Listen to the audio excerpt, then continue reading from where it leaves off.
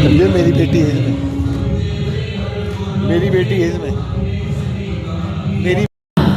किंतु सब इन्हें मनु के नाम से बुलाते थे। प्यार से लोग इन्हें छबीली भी कहते थे। 19 नवंबर सन 1835 में इनका जन्म वाराणसी के भदैली नामक नगर में हुआ। इनकी माता का नाम भागीरथी बाई तथा पिता का नाम मोरोपंत तांबे था। मोरोपंत एक मराठी ब्राह्मण थे और मराठा पेशवा बाजीराव की सेवा में थे। मनु जब 4 वर्ष की थी तब उनकी मां की मृत्यु हो गई। घर में मनु की देखभाल के लिए कोई नहीं था, इसलिए मोरोपंत मनु को अपने साथ बिठूर ले गए, जहां चंचल मनु ने सबका मन मोह लिया। बिठूर में मनु का लालन पालन बाजीराव के दत्तक पुत्र नाना साहब के साथ हुआ। नाना साहब, उनके भाई राव साहब तथा मनु एक साथ खेलते कूदते थे और पढ़ाई भी साथ साथ ही करते थे। उन्होंने घुड़सवारी करना, बंदूक और तलवार चलाना भी साथ साथ ही सीखा। उन्हें गुड़ियों से खेलना अच्छा नहीं लगता था। वो तो खेलती थी बर्छी, तीर और भालों से। घोड़े की जब वे सवारी करती तो बड़ों बड़ों को पीछे छोड़ देती।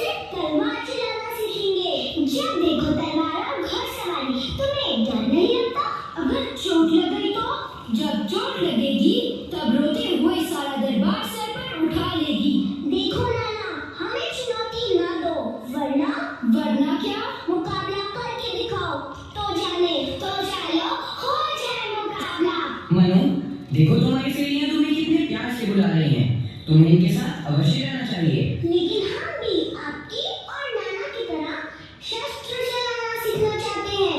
मनु, आज से तुम्हें सब विद्याओं में निपुण करना मेरी जिम्मेदारी रही। मैं तुम्हें वचन देता हूँ कि तुम्हारा नाम मेरे श्रेष्ठ शिष्यों की सूची में शामिल होगा। और हम भी आपको वचन देते हैं कि शिष्य होने के सभी कर्तव्य निभाएंगे और आपके नाम पर कभी आंच न आने देंगे।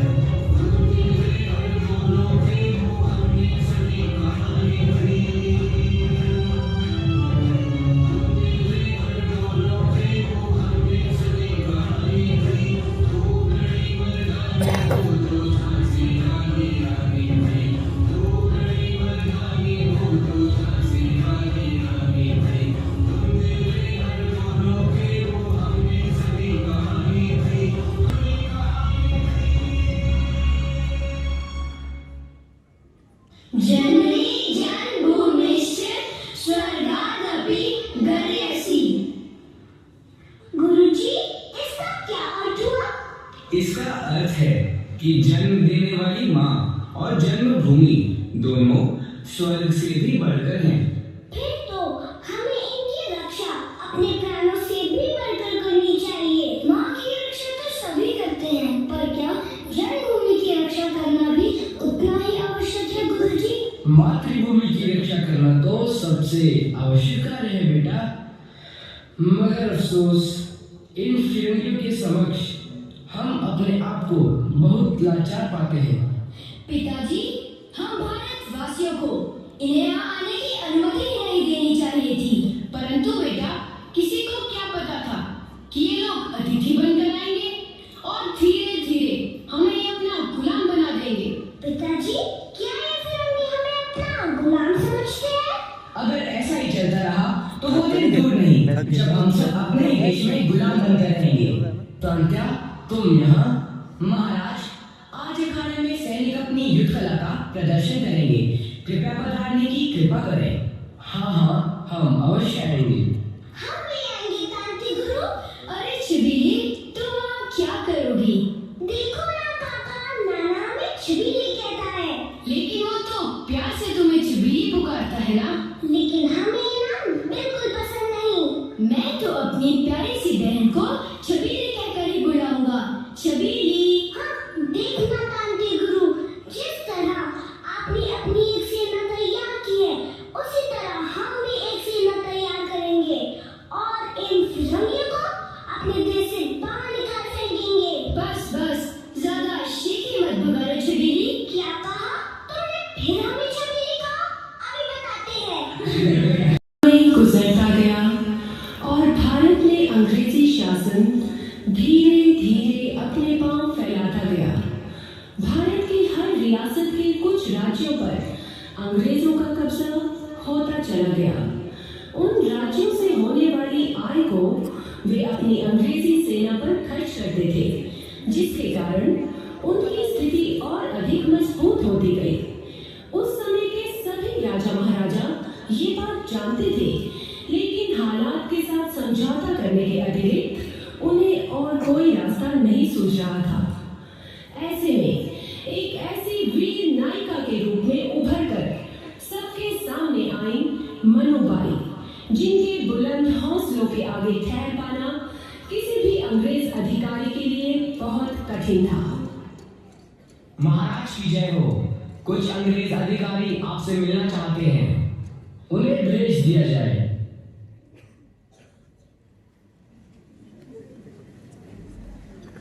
हम कुछ बातें क्लियर करना चाहते हैं। ब्रिटिश गवर्नमेंट ने आपको पुणे की प्रॉपर्टी के बदले में बिट्टू की प्रॉपर्टी और लाखों रुपए की पेंशन दी, और उसके बदले में हमारी ईस्ट इंडिया कंपनी यही चाहती है कि आप हमारे काम में दखल ना दें तो बेहतर होगा आपके लिए। परंतु हमने कभी आपके कार्य में हस्तक्षेप नहीं किया। लेकिन आजकल कोई क्रांतिवीर लोगों को हमारे अगेंस्ट भड़का रहा है, उन्हें टैक्स देने से रोक रहा है, और हमें इस बात की पूरी श्योरिटी है कि इसका कनेक्शन आप ही के दरबार से है। आप ये बात कैसे कह सकते हैं? क्या साक्ष्य आपके पास? एविडेंस भी मिल जाएगा। अभी तो हम केवल आपको समझाने आए हैं। आप में से कोई भी अगर उस क्रांतिवीर के बारे में जानता है तो हमें बता दें। बाय द वे, वो आपके नौकर की बेटी, क्या नाम था उसका? हाँ, मनुबाई। कहाँ है वो? हम यहाँ हैं।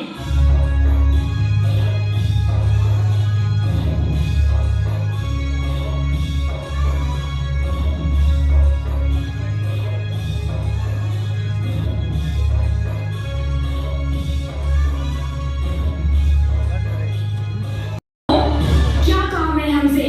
सुना है कि तुम लोगों को हमारे अगेंस्ट भड़का रही हो और उन्हें लगान देने से मना कर रही हो। लगान? किस बात का लगान? अपनी ही धरती पर रहने का, अपनी ही धरती पर काम करने का लगान? तुम विदेशियों को क्यों दे? और रही बात लोगों को आपके विरुद्ध भड़काने की, तो हम ऐसा क्यों करेंगे?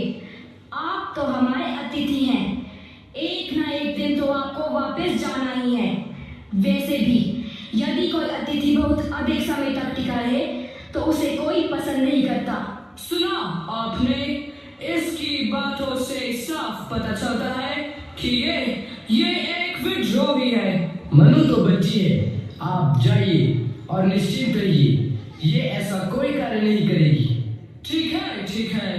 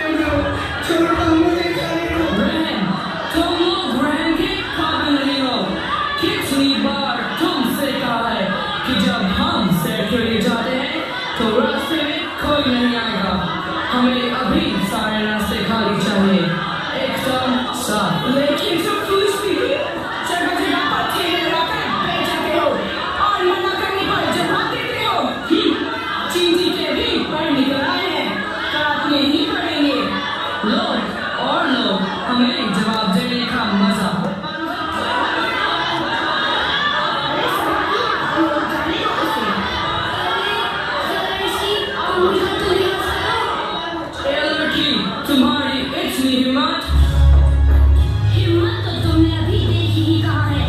हमारी धरती पर रहते हो, हमारे टुकड़ों पर पलते हो और हम ही पर अत्याचार करते हो, गरीबों को सताते हो, बड़े बूढ़ों का अनादर करते हो।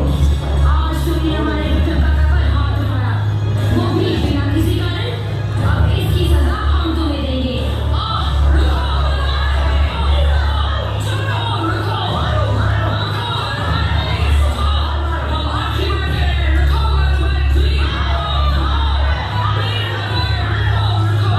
ये क्या कर रही हो मनु? छोड़ दो इन्हें। नहीं जानते गुरु, जरा इन फिरंगियों को भी तो पता चले कि चाबुक का दर्द क्या होता है।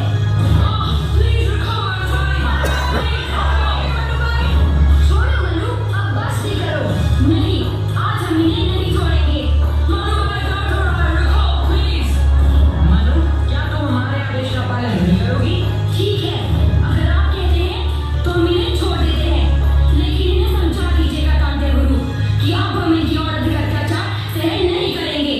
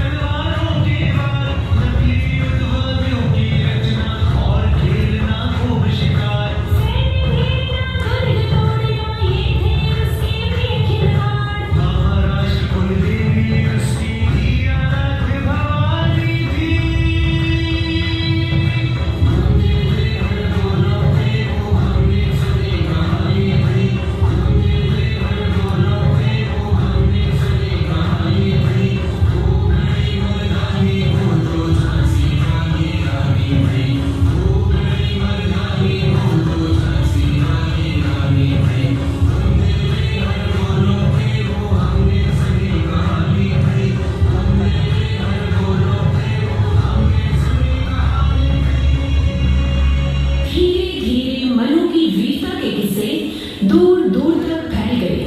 कोई उन्हें दुर्गा का अवतार मानता तो कोई उनमें साक्षात काली का रूप देखता। लोगों के बीच उनकी बढ़ती लोकप्रियता को देखकर सभी अंग्रेज अधिकारी चिंतित हो उठे और उन्हें अपने रास्ते से हटाने की नई नई चालें ढूंढने लगे। लेकिन मनु उनकी सभी चालों पर भारी पड़ती थी। उन दिनों छोटी आयु में ही बेटी का विवाह कर देने का चलन था। मोरोपंत की दृष्टि में अब मनु भी विवाह करने योग्य हो गई थी। मोरोपंत उनके लिए योग्य वर की तलाश में थे, लेकिन उन्हें अपनी बेटी के सुयोग्य कोई वर नहीं मिल रहा था। इसी बीच झांसी से तांत्या दीक्षित शास्त्री का बिठूर में आगमन हुआ।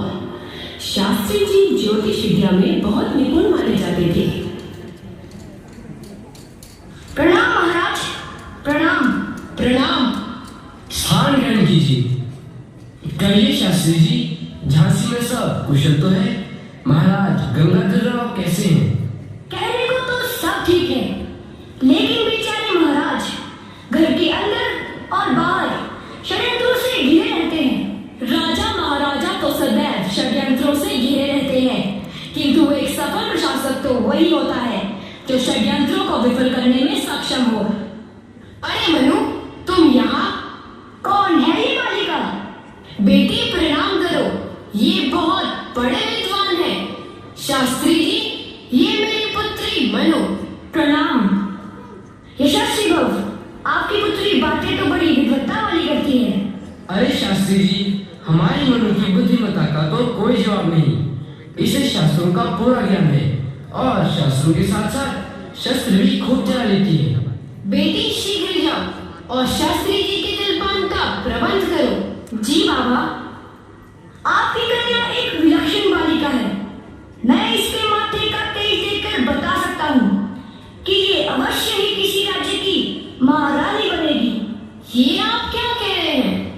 आप मुझे अपनी पुत्री की कुंडली दीजिए। मैं झांसी जाकर महाराज गंगाधर राव के समक्ष आपकी पुत्री के विवाह का प्रस्ताव रखूंगा। शास्त्री जी, कहाँ झांसी नरेश महाराज गंगाधर और कहाँ हम? ये विवाह कैसे हो सकता है? आप मुझे कुंडली तो दीजिए। ये लीजिए।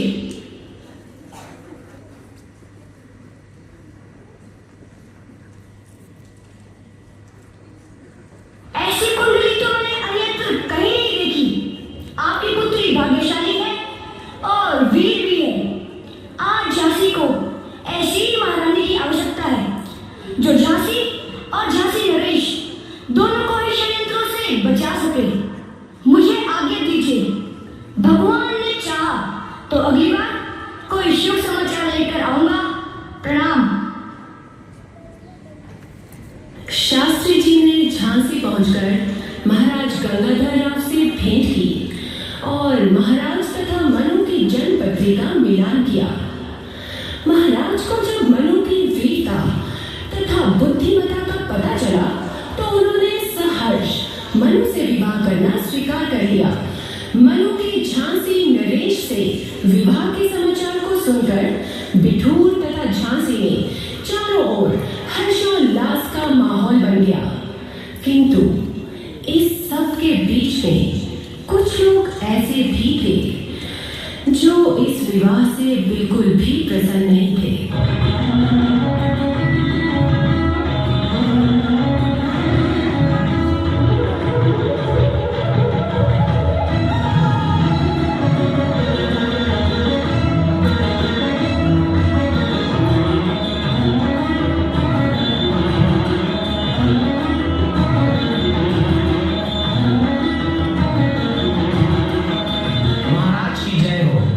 कुछ अंग्रेज अधिकारी आपसे मिलना चाहते हैं, उन्हें भेज दिया जाए। कहिए विलियम साहब, कैसे आना हुआ? योर मैजेस्टी, सबसे पहले जो हम आपको ईस्ट इंडिया कंपनी की ओर से कांग्रेचुलेशन कहना चाहते थे। आपकी शादी की बात से ईस्ट इंडिया कंपनी के सभी ऑफिसर्स बहुत खुश हैं। धन्यवाद। लेकिन एक प्रॉब्लम है। कहिए कहिए, निसंकोच अपनी परेशानी बताइए। हमें पता चला है कि आपकी शादी बिठूर की मानू भाई के साथ होने वाली है। अब वे झांसी की होने वाली महारानी है। आपके लिए बेहतर होगा कि आप उनका नाम इज्जत से लें। हमारी होने वाली महारानी का नाम मणिकर्णिका है। हाँ, वही मणिकर्णिका। योर मैजेस्टी, हम आपको बताना चाहते थे कि वो एक विद्रोही है। क्या किया है उन्होंने? योर मैजेस्टी, उन्होंने बिठूर की जनता को हमारे अगेंस्ट भड़काया है। हमारे कई ऑफिसर्स को मारा, यहाँ तक कि इन्हें भी। उन्होंने हमारी ईस्ट इंडिया कंपनी के फ्लैग जला दिए और हमारे बहुत से प्रिजनर्स को जेल से भी भगा दिया है। लेकिन महारानी तो अभी बहुत छोटी हैं। हम कैसे विश्वास कर लें कि उन्होंने इतना कुछ कर डाला और आप सब हाथ पर हाथ धर बैठे रहे? क्या आप अपने आरोप सिद्ध कर सकते हैं? योर मैजेस्टी, एक्चुअली यदि आपके पास इसका कोई साक्ष्य नहीं तो हमारी नजर में आपके सभी आरोप निराधार हैं। अब आप यहां से जा सकते हैं।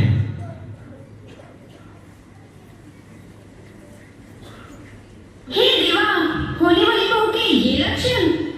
हमें तो लगता है विवाह के मसले पर दोबारा विचार कर लेना चाहिए। क्यों महाराज? हाँ, हम भी यही सोच रहे थे कि अब तो इस विवाह में कोई विलंब नहीं होना चाहिए। झांसी को ऐसी ही विधाना की आवश्यकता है। ठीक है महाराज, मैं शीघ्र ही कोई शुभ मुहूर्त निकालकर बिठूर संदेश भिजवा देता हूँ।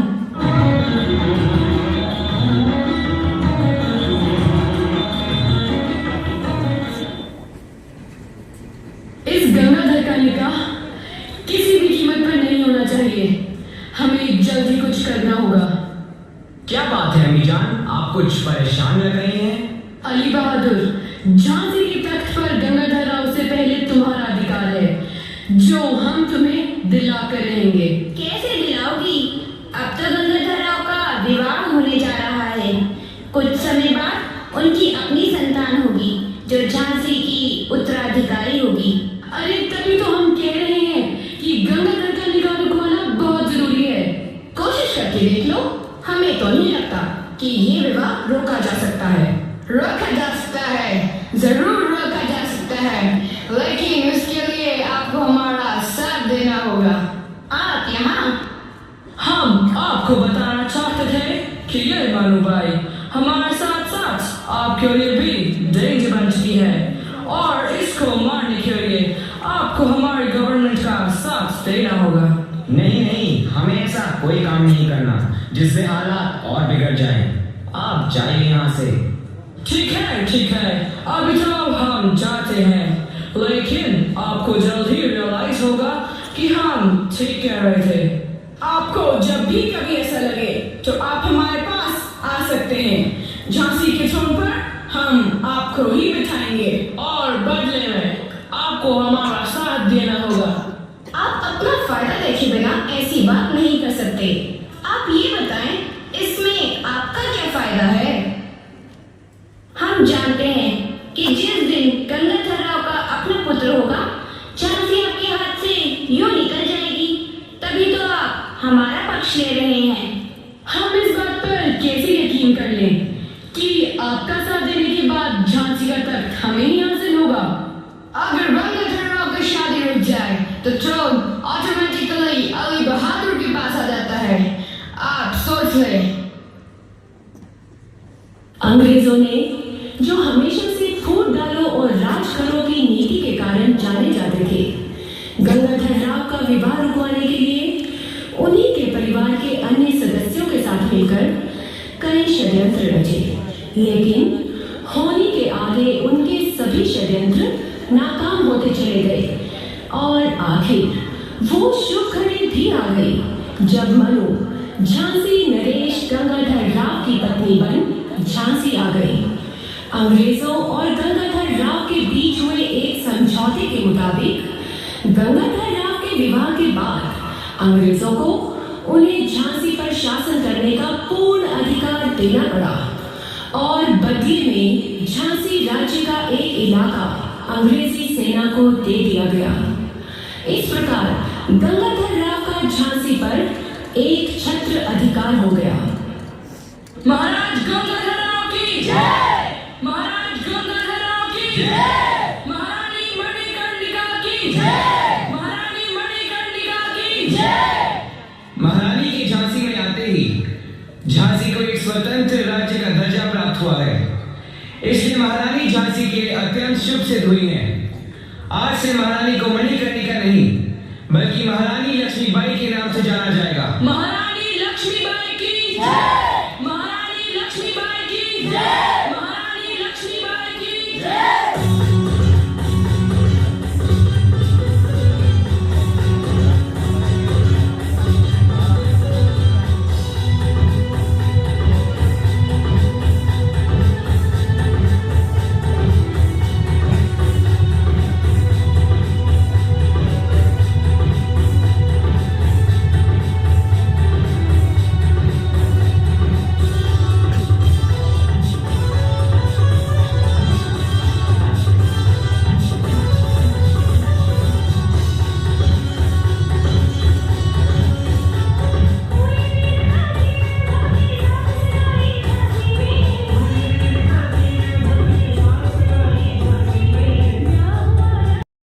आदि का अभ्यास भी महल के अंदर ही करती, साथ ही किले के अंदर रहने वाली सभी स्त्रियों को शस्त्र प्रयोग, घुड़सवारी आदि का पूरा प्रशिक्षण देती।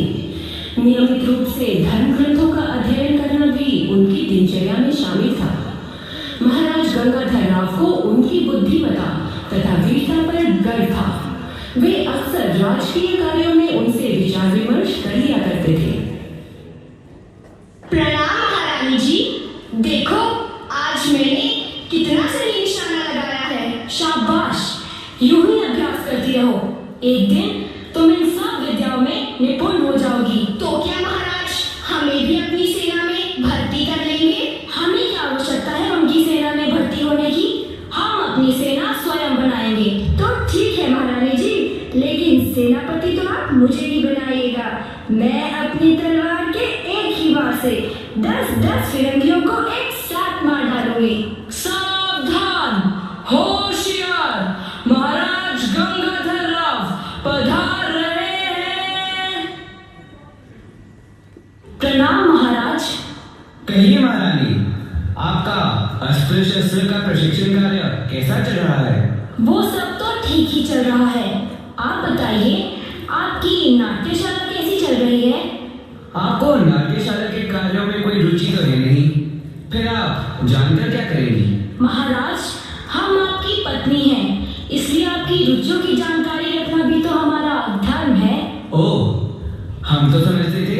कि आपको निशानेबाजी और घुड़सवारी के अतिरिक्त और कुछ भी पसंद नहीं। आप ठीक कह रहे हैं महाराज, हमें इन सब बातों में कोई रुचि नहीं। तो फिर आप राज्य की व्यवस्था करना सीखिए। यदि कार्य प्रणाली कुशल रहेगी तो राज्य बना रहेगा, अन्यथा अंग्रेज फिर से इस पर अपना अधिकार जताने लगेंगे।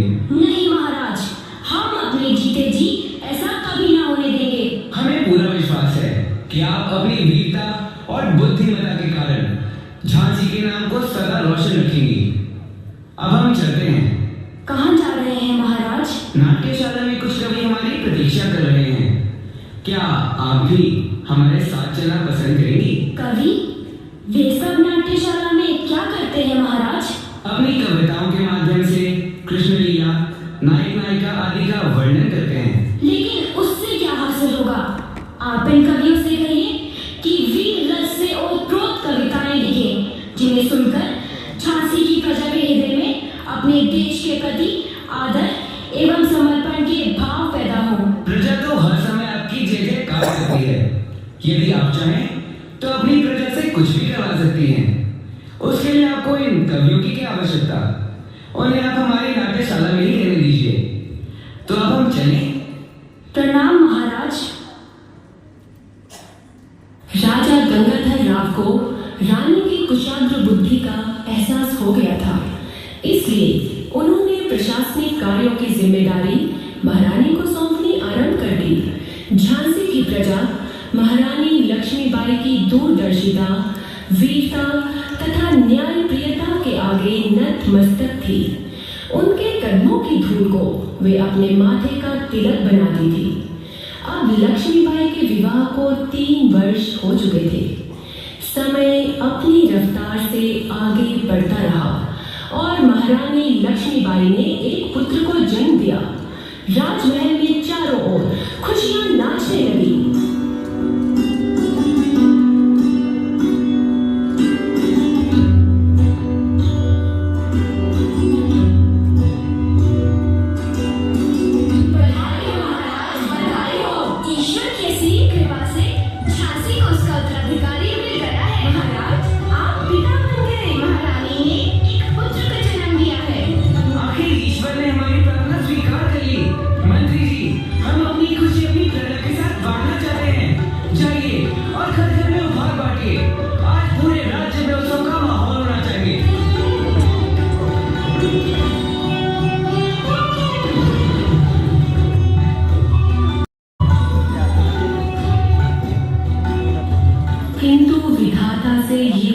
देखी नहीं गई।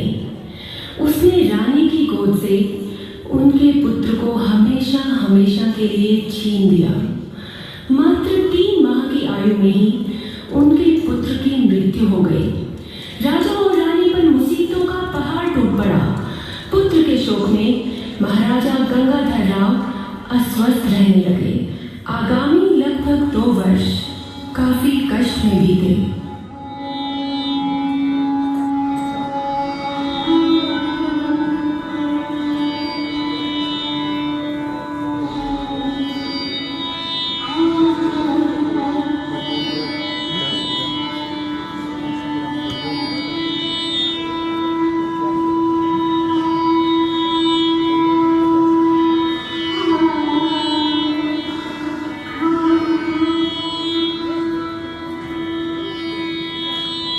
धैर्य रखिए महाराज, ईश्वर ना जाने हमारी कैसी परीक्षा ले रहा है।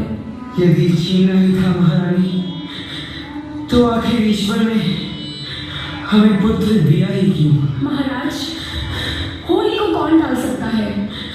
अब हमारी प्रजा ही हमारी संतान है। आपको अपनी प्रजा के लिए स्वयं को इस 4 दीवारी से बाहर निकालना होगा।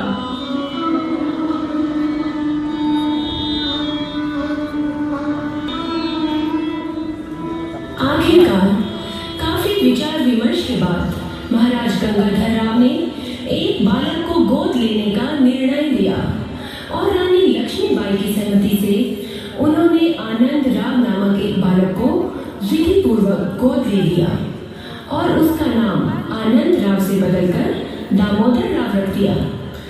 इस शुभ अवसर पर राजमहल में एक बड़ा समारोह आयोजित किया गया। इस समारोह में झांसी के सेठ साहूकारों तथा सरदारों के साथ साथ कुछ अंग्रेज अधिकारी भी उपस्थित थे।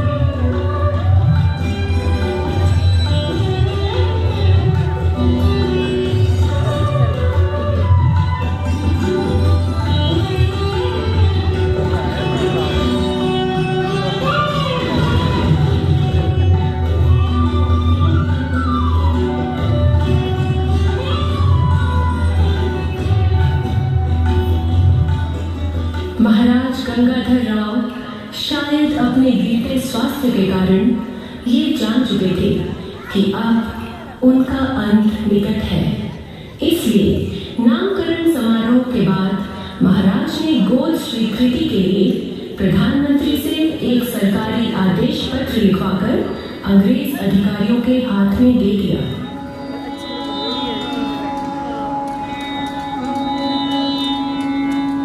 ये लीजिए मिस्टर एलिस, ये पत्र हमारी ओर से कंपनी बहादुर तक पहुंचा दीजिएगा। क्या लिखा है इस लेटर में? ये पत्र गोद स्वीकृति के लिए है। हमारे बाद दामोदर राव ही झांसी के होने वाले महाराज हैं। अभी वे छोटे हैं परंतु सौभाग्यशाली हैं जो उन्हें महारानी लक्ष्मीबाई जैसी मां मिली।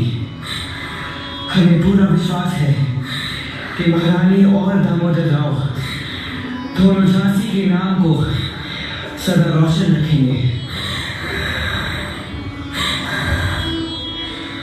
हमारी महारानी को आंसू बहाना शोभा नहीं देता। मेजर साहब, हमारी महारानी स्त्री जरूर है परंतु इनके गुणों के कारण संसार के बड़े से बड़े पुरुष भी इनकी कदमों की धूल को अपने माथे से लगाएंगे। आप ज्यादा मत बोलिए, ये आपके लिए ठीक नहीं है। हम चलते हैं और आपका ये लेटर हाई कमांड तक जरूर भिजवा देंगे।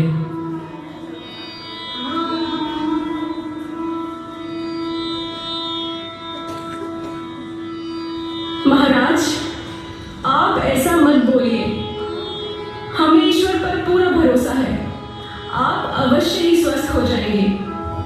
आपकी प्रजा को और हमें आपकी आवश्यकता है। महारानी, हम अपनी प्रजा को बहुत चाहते हैं। आप हमें वचन दीजिए कि आप अपनी और अपनी प्रजा की सदा रक्षा करेंगी।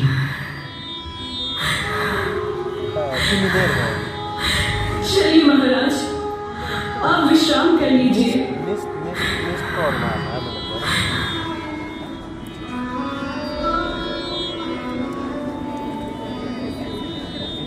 महाराज की हालत पहले से भी अधिक खराब हो गई।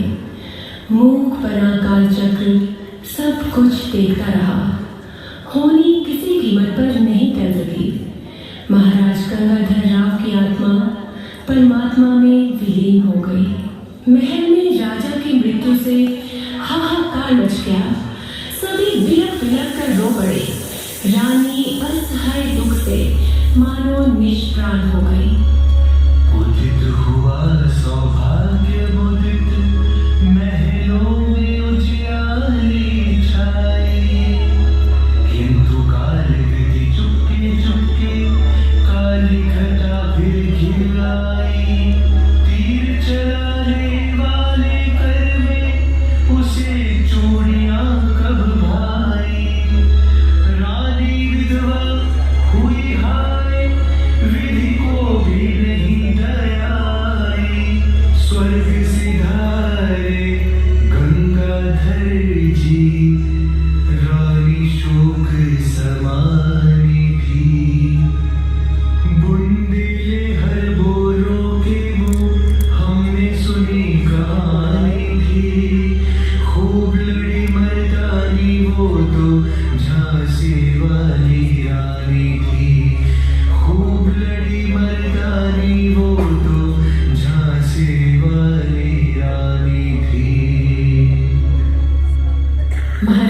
गंगाधर की मृत्यु के पश्चात ईस्ट इंडिया कंपनी ने महाराज के दत्तक पुत्र को झांसी का उत्तराधिकारी मानने से इनकार कर दिया। अब तो भारत के अधिकांश क्षेत्र अंग्रेजों के हाथ में आ चुके थे, इसलिए झांसी को अपने हाथ में लेने का इससे अच्छा अवसर तो उन्हें मिल ही नहीं सकता था। बाजीराव की तो पहले ही मृत्यु हो चुकी थी, इसलिए अंग्रेजी सरकार ने उनकी पेंशन भी समाप्त कर दी थी। अंग्रेजों का बुरा व्यवहार हमेशा से ही तांत्या तथा नाना के दिल में खटकता रहता था। यही कारण था जो वे स्वराज्य की स्थापना का उपाय खोजने लगे। प्रणाम महारानी जी। बिठूर से तांत्या गुरु और नाना साहिब ने पत्र भिजवाया है। क्या लिखा है पत्र में? उन्होंने लिखा है कि अब समय आ गया है जब हमें स्वराज्य के लिए आंदोलन छेड़ना होगा। हर स्थिति का हिम्मत और पराक्रम से सामना करना होगा। तांत्या गुरु बिल्कुल ठीक कह रहे हैं। हम इन फिरंगियों के अत्याचार और अधिक नहीं सह सकते। महारानी जी, कप्तान एस कंपनी सरकार के पत्र के साथ आए हैं। उन्हें भेज दो। महारानी साहिबा, हमें बहुत खेद है कि ईस्ट इंडिया कंपनी ने आपकी दरख्वास्त नामंजूर कर दी है। आपको जल्द ही झांसी का महल खाली करना होगा। ये तो बहुत बुरा हुआ। ये तो अनहोनी हो गई। अनर्थ हो गया। कोई अनर्थ नहीं हुआ, कोई अनहोनी नहीं हुई। झांसी पर झांसी की प्रजा और हमारा अधिकार है। हम इसे किसी भी कीमत पर इन फिरंगियों के हवाले नहीं कर सकते। हमें गवर्नर जनरल का जो ऑर्डर हुआ, हमने आपको वही बताया। हम जो कुछ कर सकते थे हमने किया। हम सबको गवर्नर जनरल के ऑर्डर को मानना पड़ता है। वैसे तो चूंकि होने का कोई कारण नहीं है। ₹5,000 का मंथली पेंशन महारानी और उनकी फैमिली के लिए सफिशिएंट है। हमें कोई पेंशन नहीं चाहिए और हम किसी भी कीमत पर इसे स्वीकार नहीं करेंगे। सच लो, झांसी तो आपको छोड़नी ही पड़ेगी।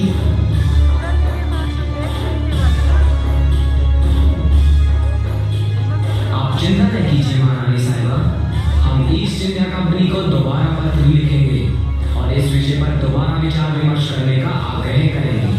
मंत्री जी, आपको जो उचित लगे वही कीजिए, लेकिन एक बात याद रखिएगा, मैं अपनी झांसी किसी को नहीं दूंगी, किसी को नहीं दूंगी, किसी को नहीं दूंगी, किसी को नहीं दूंगी।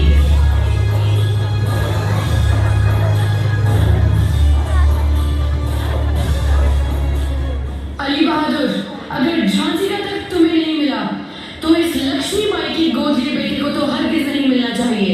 यही सही समय है। तुम जाकर अंग्रेज अधिकारियों को लक्ष्मी बाई की हर एक गतिविधि की सूचना दो। हाँ, वो लोग प्रसन्न होकर हमारा कुछ भला तो अवश्य करेंगे।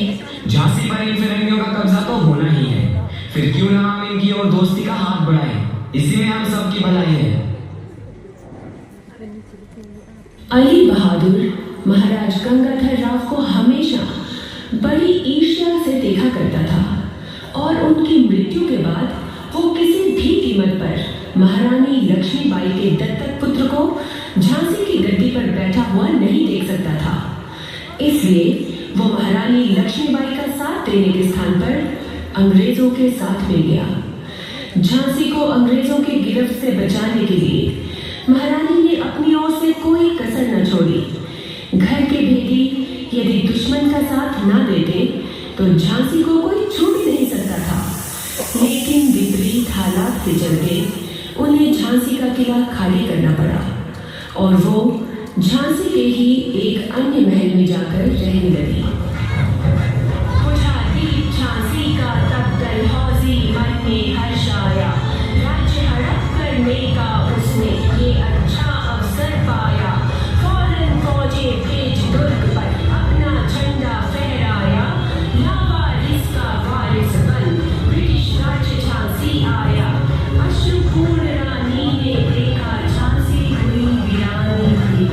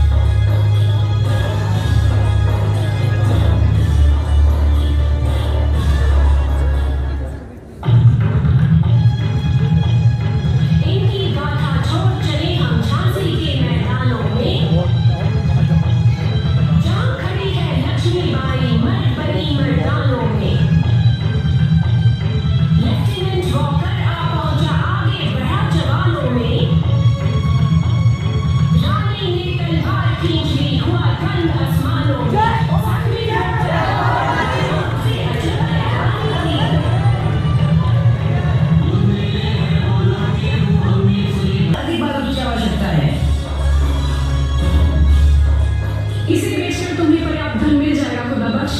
गुलाम खां और तुम मिलकर किले के मुख्य फाटक के पास का मोर्चा संभालोगे। सुंदर, तुम सेना की अन्य युक्तियों को लेकर व्यूह की रचना करोगी। देखना किसी भी कीमत पर अंग्रेज सेना आगे न बढ़ने पाए। हमें ग्वालियर के किले पर हर हाल में अपना झंडा फहराना है। जय भवानी, जय भवानी, जय भवानी, जय भवानी।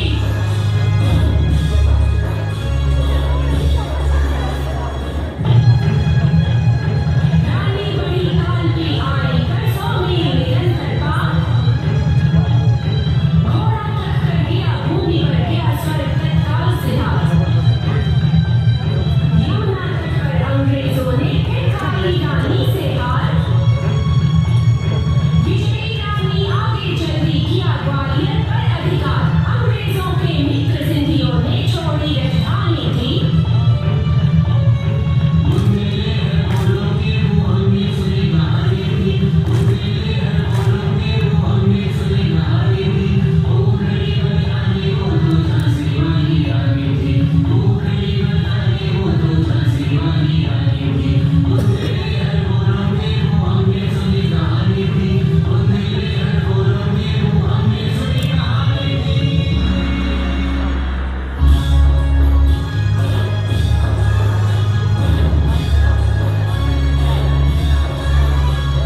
महारानी जी, तांत्रिक गुरु और नाना साहेब कालपी से अपनी सेना लेकर निकल चुके हैं। उनके आने से हमारी सेना की स्थिति काफी मजबूत हो जाएगी। यूं भी हमारे बहुत से सैनिक मारे जा चुके हैं, लेकिन उनके यहाँ पहुंचने तक हमें हर स्थिति में अपने राज्य और प्रजा को सुरक्षा प्रदान करनी है। महारानी जी, अभी अभी समाचार मिला है कि तांत्रिक गुरु की जो सेना हमारी सहायता के लिए आ रही थी, रास्ते में उनकी मुठभेड़ अंग्रेजी सेना से हो गई और मजबूरन उन्हें वापस कालपी लौटना पड़ा। आज हम सबकी परीक्षा की घड़ी है। सरदार रामचंद्र, आज के युद्ध में दामोदर को तुम अपनी पीठ पर बांधोगे। नहीं, हम नहीं जाएंगे। यदि युद्ध में हम मृत्यु को प्राप्त हो जाए तो तुम दामोदर को दक्षिण पहुंचा देना। आज तुम्हें हमारी चिंता छोड़कर अपने प्राणों की रक्षा करनी है।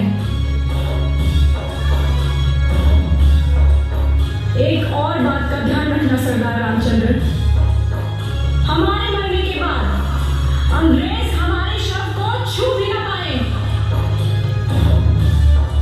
जाओ सरदार रामचंद्र, अपने कर्तव्य का पालन करो।